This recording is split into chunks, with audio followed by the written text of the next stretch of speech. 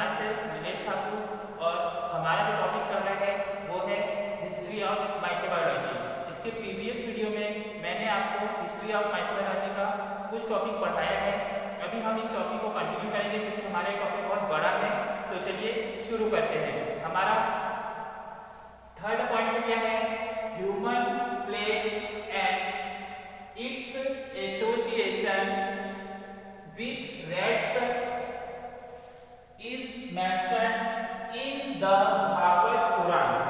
ठीक है, human plague and its association with rats is mentioned in the Bhagavata पुराण।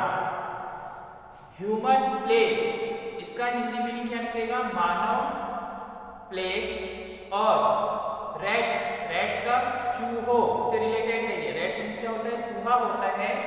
और तो साथ में मतलब कहना चाहिए कि मानव प्लेग या ह्यूमन प्लेग और रैट्स का एसोसिएशन, एसोसिएशन का हिंदी मीनिंग क्या होगा? उल्लेख। तो मानव प्लेग और रैट्स का एसोसिएशन कहना चाहिए उल्लेख किसमें मिलता है? मेंशन इन द भागवत पुराण। भागवत पुराण में इनका क्या मिलता है? उल्लेख मिलता है। अब जैसे हम मान लो टीवी पे कोई भी धारावाहिक शो देखते हैं, है ना, तो उसमें भी मानव के बारे में और अधिकतर जीव जंतु के बारे में बताया जाता है। तो उसका सबका उल्लेख किसमें मिलता है? भागवत पुराण में उसका उल्लेख मिलता है। किसका? ह्यूमन प्लेग और रैट्स का भी साथ में उल्लेख मिलता है भागवत पुराण में। एसोसिएशन, उल्लेख। Such concepts were based on general observation. ठीक है, such concepts were based on general observation. अब भागवत पुराण में का उल्लेख मिल रहा है, लेकिन ये सिर्फ जनरल ऑब्जर्वेशन मतलब जनरल सामान्य, ऑब्जर्वेशन मतलब अवलोकन करना या परीक्षण करना, मतलब ये सामान्य अवलोकन पर कॉन्सेप्ट वर बेस्ड, सामान्य अवलोकन पर आधारित है या जनरल ऑब्जर्वेशन के बेस पर है। ठीक है, ये मतलब कि इन्होंने जब ऑब्जर्वेशन किया है तो ऑब्जर्वेशन में पाया कि ह्यूमन प्लेग और रैट्स का उल्लेख किसमें मिला? भागवत पुराण में मिला है। लेकिन ये उनका ऑब्जर्वेशन बता रहे हैं, सिर्फ जनरल ऑब्जर्वेशन के द्वारा ये सब बातें लिखी हुई है, कंफर्म नहीं है। लेकिन जैसे उन्होंने क्या बोला है कि आगे उन्होंने लिखा भी कि such concepts were based on general observation. सामान्य मतलब ये जितनी अवधारणाएं हैं वो उनके सिर्फ एक जनरल ऑब्जर्वेशन पर डिपेंड है। उन्होंने उसका कोई पुख्ता प्रूफ नहीं दिया है, सिर्फ एक जनरल ऑब्जर्वेशन करने के बाद ही उन्होंने बताया कि भागवत पुराण में ह्यूमन प्लेग और रैट्स का उल्लेख मिलता है। ठीक है, यहां तक आ गया समझ में। उसके बाद हम आगे देखेंगे। इन 5046 फ्रेस्टोरो of Verona in his book on contagious diseases pointed out that the agent of communicable diseases was contagious vivum। क्या दिया है? in 5046 फ्रेस्टोरो ऑफ वेरोना, मतलब वेरोना के जो फ्रेस्टोरो है, वेरोना के फ्रेस्टोरो ने 1546 या कहना चाहिए 1546 में अपनी पुस्तक his book on contagious diseases, मतलब संक्रामक रोगों पर आधारित उनकी एक बुक है। किसकी? वेरोना के फ्रेस्टोरो की जो बुक है, उन्होंने क्या बताया? Pointed out that the agent of communicable diseases was contagious virus, कि जितनी भी डिसीजेस है, फ्रेस्टोरो ने क्या बताया पुस्तक के आधार पर कि जितनी भी डिसीज है वो सब किसका कारण है, संचार रोगों का या कारक है, और कॉन्टेजियस वाइवम इसके आधार पर है। इसके कॉन्टेजियस वाइवम का मतलब क्या होगा,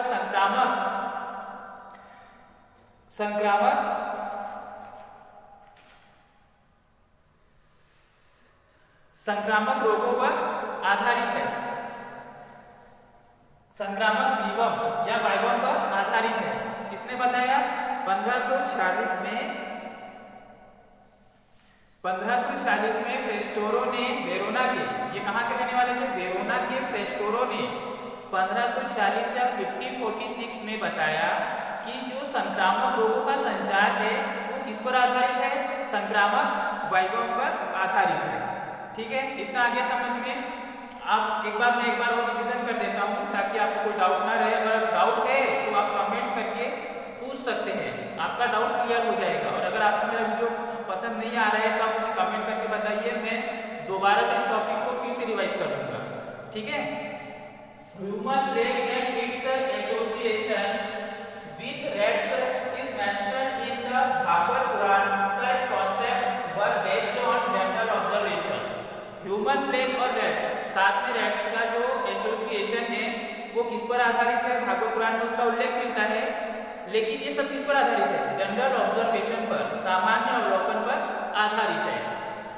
फिर हमने उसके बाद क्या देखा कि in 1546 Fracastoro of Verona in his book on contagious diseases pointed out that the agent of communicable diseases was contagious fever। जो वेरोना के फ्रेस्टोरो है उन्होंने 1546 या 1546 में बताया कि जो कहना चाहिए कि जो संक्रामक, उन्होंने अपनी पुस्तक में बताया कि संक्रामक रोगों का संचार किस पर आधारित है, कॉन्टेजियस वीवम, संक्रामक वीवम पर आधारित है। तो ये हो गया हमारा टॉपिक, कंप्लीट नहीं हुआ है, अभी और है। हम अब इसके आगे देखेंगे कि इसमें और क्या है। अब जहाँ तक भी इसमें साइंटिस्ट के नाम दिए हैं कि कौन से साइंटिस्ट ने किसकी खोज की, किसकी डिस्कवरी की है, तो वो हम अब देखेंगे। ठीक है, अब हम आगे देखेंगे कि जो साइंटिस्ट है उन्होंने क्या क्या प्रूव दिए हैं। ठीक है, तो सबसे पहले मैंने लिखा है रोजर बेकन। सबसे पहले कौन थे, रोजर बेकन। कौन से सन में, 1220 से 1920 या 1220 से 1292 के बीच में रोजर बेकन ने कुछ अवलोकन किए और उन्होंने बताया कि कुछ डिसीजेस होती है।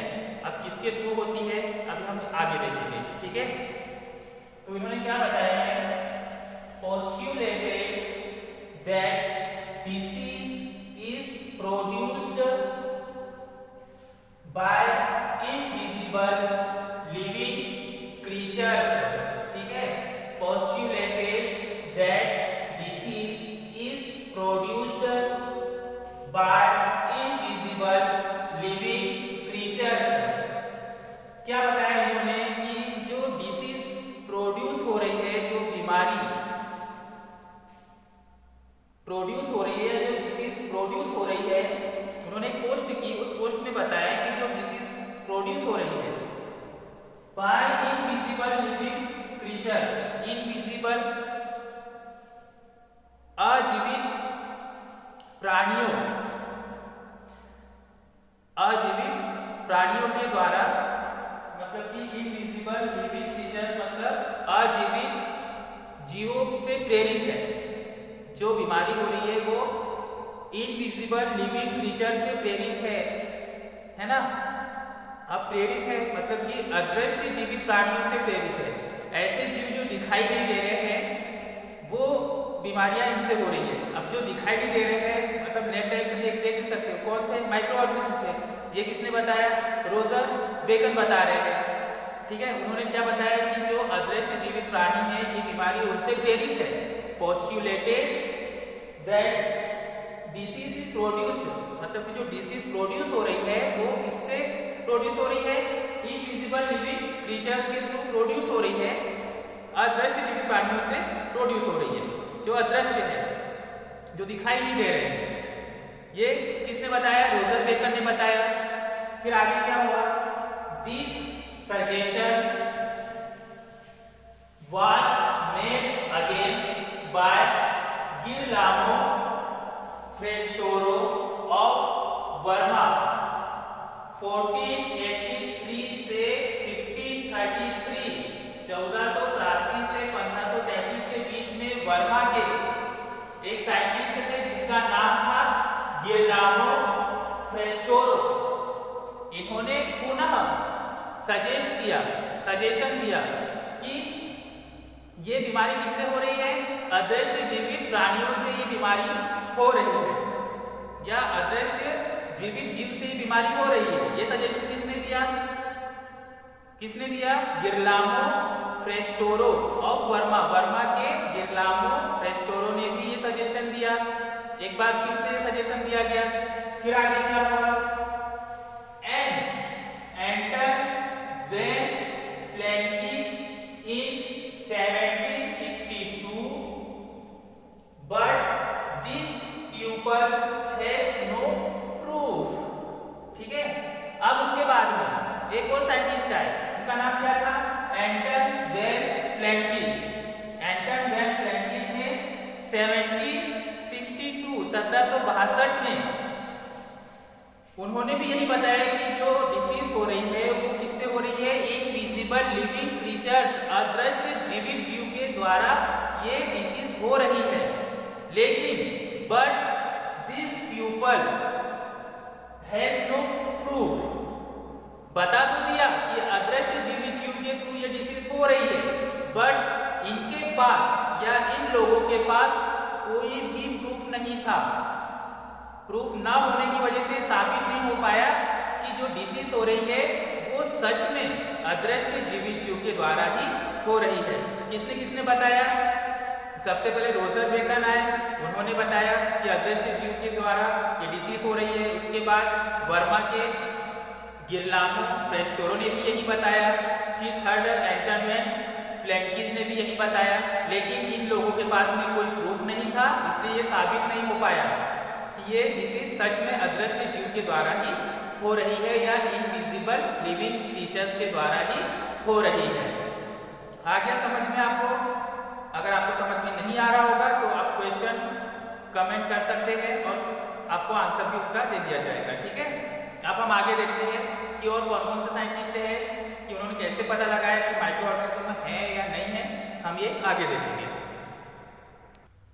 अब हम देखेंगे हिस्ट्री ऑफ माइक्रोबायोलॉजी में आगे कौन से साइंटिस्ट हैं जिन्होंने माइक्रो ऑर्गेनिज्म को पहचाना। तो उनका नाम मैंने यहाँ लिखा हुआ है, एथेंसियस किर्चर। ठीक है, एथेंसियस किर्चर। अब ये कौन थे? इन 1658 a monk named Athanasius Kircher referred to worms invisible to naked eye in decaying bodies। ठीक है, in 1658 a monk named Athanasius Kircher referred to worms invisible to naked eye in decaying bodies। मतलब कि ये कौन थे? 1658 में एथेनेसियस किर्चर referred नामक monk भिक्षु। ठीक है, 1658 में एथेनेसियस किर्चर नामक एक भिक्षु ने, एक भिक्षु थे, ये भिक्षु का पता है ना भिक्षु किसको बोलते हैं? तो भिक्षु ने two worms invisible to naked eye in decaying bodies, bodies में एक कीड़े को, worms मतलब कीड़ा, एक कीड़े को संदर्भित किया, मतलब बताया कि एक ऐसा कीड़ा है जिन्हें हम किससे नहीं देख सकते? नेक्ड आई से नहीं देख सकते। तो उन्होंने उस कीड़े को संदर्भित किया। किसने? डिकेइंग किया। एथेनेसियस किर्चर ने डिकेइंग किया कि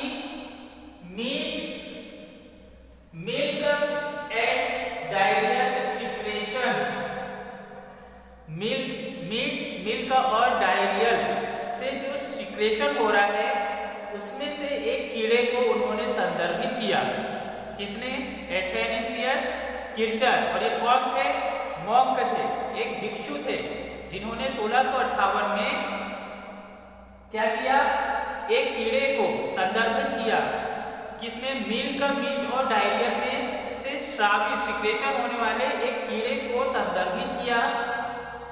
किर्चर was first person to recognize the significance of bacteria and microbes in disease. ठीक है, Kircher was first person to recognize the significations of bacteria and microbes in disease. जो किर्चर थे, फर्स्ट पर्सन, किर्चर ही वो पहले व्यक्ति है जिन्होंने रिकॉग्नाइज द सिग्निफिकेंस। रिकॉग्नाइज मतलब पहचानना, ठीक है, सिग्निफिकेंस ऑफ बैक्टीरिया को पहचाना। किसने पहचाना? एथेनेसियस किर्चर ने। यही वो पहले व्यक्ति है जिन्होंने recognize the significance of bacteria. Bacteria को क्या किया? इन्होंने पहचाना और बताया कि उन्होंने महत्व बताया कि इसमें और भी रोग से रोगाणुओं को पहचानने वाले, मतलब रोग में, डिसीज में कौन सा रोग है उसे पहचानने वाले पहले व्यक्ति कौन है? एथेनेसियस किर्चर है। एंड माइक्रोब्स इन डिसीज, रोग में रोगाणुओं को पहचानने वाले पहले व्यक्ति कौन है? एथेनेसियस किर्चर है। ठीक है, 1658 में एथेनेसियस किर्चर नामक एक भिक्षु ने मिल्क, मीट और डायरिया से सिक्रेशन होने वाले एक कीड़े को संदर्भित किया। और ये वही पहले व्यक्ति है जिन्होंने बैक्टीरिया को रिकॉग्नाइज किया, मतलब बैक्टीरिया को पहचाना और भी बताया कि रोग में रोगाणुओं या डिसीज में जो माइक्रोब्स होते हैं उनको पहचानने वाले पहले व्यक्ति कौन बने? एथेनेसियस किर्चर बने। ठीक है, इतना आ गया समझ में? अगर समझ में नहीं भी आया होगा तो आप कमेंट करिए, आपको उसका आंसर दे दिया जाएगा। ठीक है, अब हम देखेंगे नेक्स्ट साइंटिस्ट के बारे में जिन्होंने किसकी खोज की है। तो सबसे मैंने यहाँ पर नाम लिखा है उनका, रॉबर्ट हुक्स। ठीक है, क्या नाम है उनका? Robert Hooks. अब ये इन्होंने क्या किया है, क्या डिस्क्राइब किया है, क्या समझाया है, ये हम इसमें देखेंगे। तो Robert hooks in 1665 Robert Hooke described cell in a piece of cork and established the fact that bodies of animals and plants are composed of few elementary parts that are repeated. He is the first person who used the word cell. In 1665, Robert Hooke described cell in a piece of cork and established. तो 1665 में किसने? Robert Hooke ने describe cell in a piece of cork and established. Established और cork मतलब कि describe cell in a piece, cell में cork और established के पीस मतलब टुकड़े को डिस्क्राइब किया, समझाया। किसने? रॉबर्ट हुक ने क्या बताया कि जो सेल में कॉर्क एंड एस्टाब्लाइज के टुकड़े हैं उनको डिस्क्राइब किया कि the fact that bodies of animal and plants are composed of few elementary parts. क्या बताया इन्होंने? क्या फैक्ट बताया? एनिमल और प्लांट्स की बॉडी में इन्होंने कुछ कंपोस्ट किया कि कुछ फ्यू एलिमेंट्री होते हैं, कुछ इनके प्राथमिक अंग होते हैं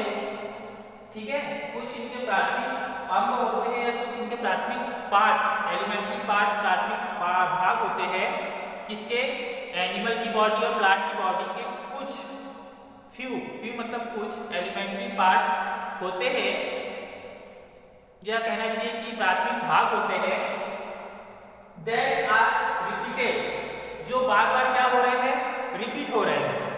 इनके जो बॉडी के पार्ट्स होते हैं वो क्या हो रहे हैं, बार बार रिपीट हो रहे हैं। किसने बताया ये, रॉबर्ट हुक ने बताया। क्या बताया कि सेल में कॉर्क और एस्टाब्लाइज के जो टुकड़े हैं उनके बारे में डिस्क्राइब किया रॉबर्ट हुक ने। फिर क्या बताया कि bodies of animal and plant composed by few elementary parts, मतलब कुछ प्राथमिक भाग ऐसे हैं किसके, एनिमल और प्लांट के, जो बार बार क्या हो रहे हैं, रिपीट हो रहे हैं या बार बार दोहराए जा रहे हैं। ये किसने अनुमान लगाया, रॉबर्ट हुक ने अनुमान लगाया, और उन्होंने इसी आधार पर उसका नाम क्या रखा, he is the first person who used the word cell. Robert Hooke ही वह पहले व्यक्ति है जिन्होंने Who used the word cell, cell शब्द का उपयोग किया या सेल वर्ड का यूज किया सबसे पहले। फर्स्ट पर्सन, पहले व्यक्ति कौन है, रॉबर्ट हुक है, जिन्होंने 1665 में सेल वर्ड का यूज किया। किसने, रॉबर्ट हुक ने 1665। याद रखना, आप यहां तक आ गया होगा समझ में आपको कि 1665 में रॉबर्ट हुक ने सेल में कॉर्क और एस्टाब्लाइज के टुकड़े को डिस्क्राइब किया, जिससे बॉडीज में एनिमल और प्लांट के कुछ प्राथमिक भाग या फ्यू एलिमेंट्री पार्ट्स जो बार बार क्या हो रहे हैं, रिपीट हो रहे हैं। उन्होंने ये पता लगाया, उसी आधार पर इन्होंने कौन से वर्ड का यूज किया, उसका नाम क्या रखा, सेल। ठीक है, तो सेल वर्ड का यूज सबसे पहले किसने किया है, रॉबर्ट हुक ने 1665 में सेल वर्ड का यूज किया है। ठीक है, यहाँ तक आ गया समझ में। अब हम नेक्स्ट वीडियो में देखेंगे, अभी हमारा ये खत्म नहीं हुआ है, एक वीडियो, इसकी 2 वीडियो और बनेगी, तब हमारे ये हिस्ट्री ऑफ माइक्रोबायोलॉजी कंप्लीट होगा। और ये क्वेश्चन आपके लिए बहुत इंपॉर्टेंट है, इसलिए आप इसे अच्छे से समझिए, अच्छे से प्रिपेयर कीजिए। और अगर आपको मेरी वीडियो समझ में आई हो तो आप मेरे चैनल को लाइक, शेयर और सब्सक्राइब जरूर करें। Thank you.